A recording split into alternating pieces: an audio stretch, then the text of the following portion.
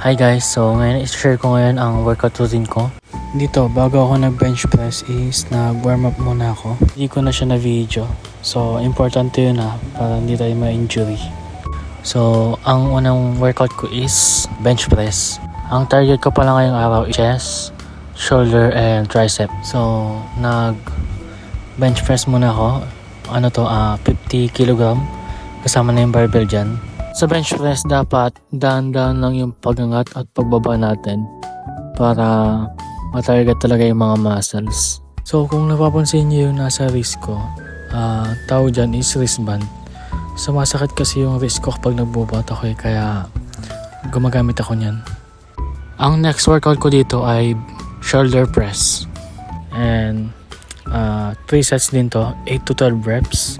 Naka 8 reps lang ako dito. Ang PR ko dito is 6 rep with 35 pounds.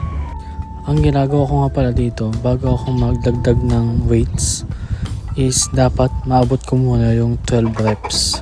Example is 35 pounds. Dapat maabot ko muna yung 12 reps bago ako lumipat sa mas mabigat na weights. Yun ang ginagawa ko, which is called progressive overload. Ito naman tayo sa incline bench press. 8 to 12 reps lang ang ginawa ko din dito. 35 pounds yung gamit ko. Mahalaga din pala dapat na dahan-dahan lang tayo sa pagbubuhat. Kasi baka ma-injure tayo.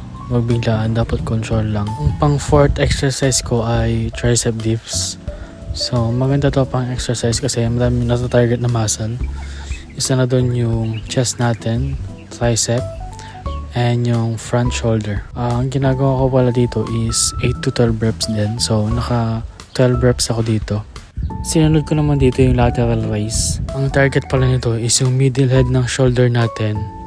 15 reps nga pala yung ginawa ko dito. Hindi ko kasi mahanap yung 12 pounds kaya dinamihan ko na lang yung reps. 3 sets nga din pala yung ginawa ko dito. So, yun. At ang panghuli kong exercise is yung tricep push down. So, tricep ang target natin dito. So, dapat control and slowly lang dapat. And yan.